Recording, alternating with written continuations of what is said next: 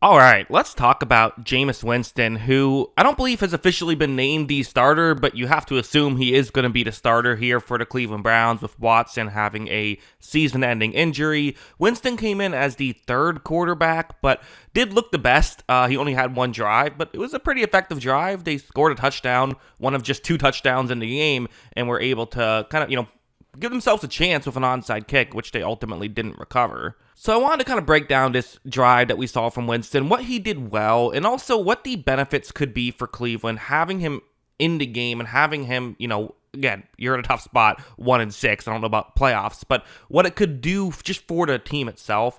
Starting off with a play like this, it's a 3rd down and 6, and you see the concept on the screen. You have a receiver running a more shallow route and a deeper route. You would usually expect that just both Cincinnati players on that side of the field cover the two Browns players on that side of the field. However, when this play begins, really it's a well-ran route by Jeudy. He kind of faked it though he was just going straight up, then cuts back. And again, it's a 3rd down and 6 right here, so a chance for the Bengals to kind of stick the dagger in the Browns. But you see Jeudy runs a very good route. He's open. Winston isn't afraid to push the ball down the field. He makes this throw, and I think we saw something similar with the Carolina Panthers when they benched Bryce Young. When you have a quarterback who just isn't playing good football at all, it makes everything else look worse, and you kind of can't even really evaluate what else you have. Like prior to this game, what do you have with Jerry Jeudy? I don't know. He's made a play or two, but it hasn't looked great out there. But if you get Winston in here who can hit Jeudy when he wins a route, all of a sudden Jeudy starts to look a little better.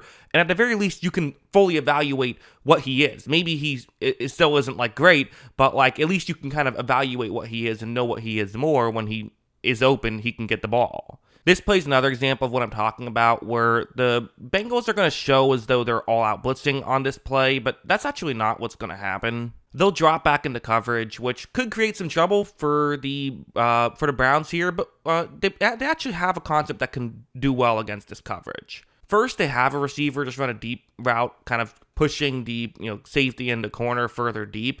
And then you have that route, that more over-the-middle route that could hopefully get open in a gap in coverage. That's what you're looking for right here.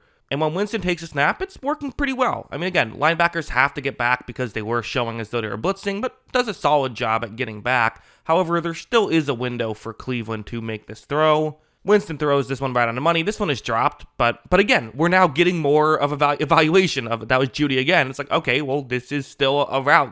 We're evaluating him on these plays, right? As opposed to just saying, well, who knows? Like, you look at Amari Cooper, okay, he hadn't been playing particularly well, and, I think when he got traded to the Bills, a lot of us were like, well, how good is he? How much of it was just the Browns being bad? Well, hopefully you can evaluate your own guys now that you have a better quarterback in there, and Winston is a better quarterback. Like, Winston made some plays in this drive. A play like this, Winston's going to use one of his real underrated aspects of his game, which is, so the concept itself, it's a 3rd and 15, again, opportunity for a dagger here by the Cincinnati Bengals. The Browns would probably go for it on 4th down. Might as well, right?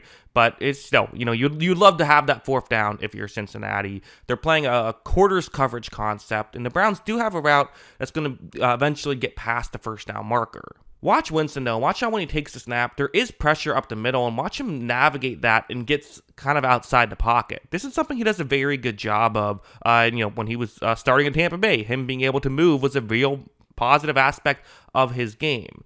There is, I think, a unique scenario here in that typically 3rd and 15, if he wants to scramble, let him scramble. But for the Cincinnati player who I've circled in black right here, he kind of doesn't feel like he can do that because, again, if you give up 8 yards, well, that makes it a convertible 4th down. So you want to tackle him quickly if he decides to run. But because of that, and because of other players looking at Winston, he's able to throw it down the field, and they pick up a big gain and are able to convert a 3rd and 15.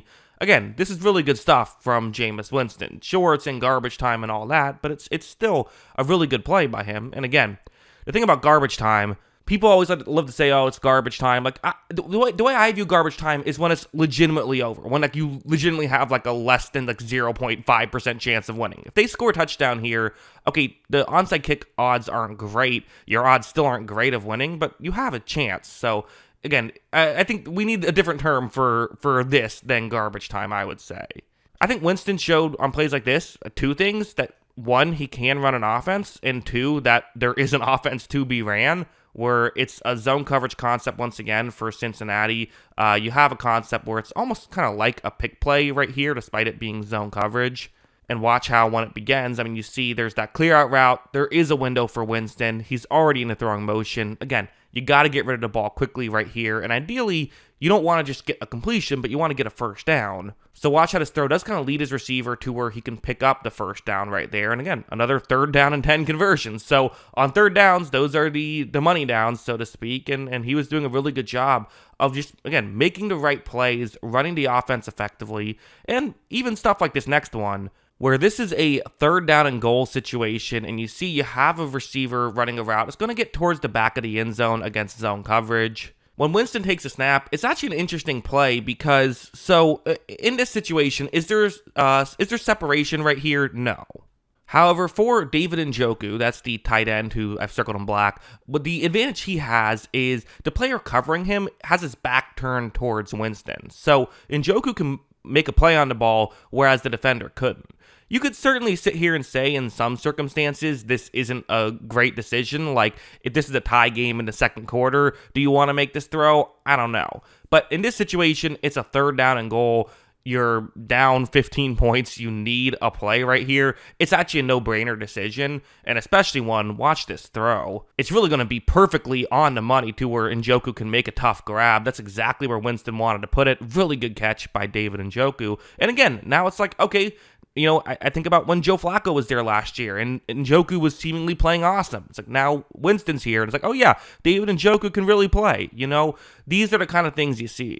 So yeah, I mean, as a whole, for Winston, like, listen, there was never going to be something he could have shown in one drive to make you say, like, oh yes, he's going to be great, or oh yes, he's going to be horrible, right? It's such a small sample size. But I do think we saw some small things that I'm expecting to see more of, I guess is how I would phrase it, coming up. So, like, I would expect to see more of these types of plays where he's giving his receivers a chance and seeing how things go. Unfortunately for him, there's no Amari Cooper that Flacco was able to throw to a lot last year. So that could be an issue, but you know, we'll see what we have with this Browns offense, and I think that's the biggest advantage Winston is going to bring for this team, is just getting competent quarterback play should help with that, is kind of how I view it. So yeah, those are my thoughts. What are yours? Let me know in the comments below. Always love hearing from you, and of course, as always, thanks for watching.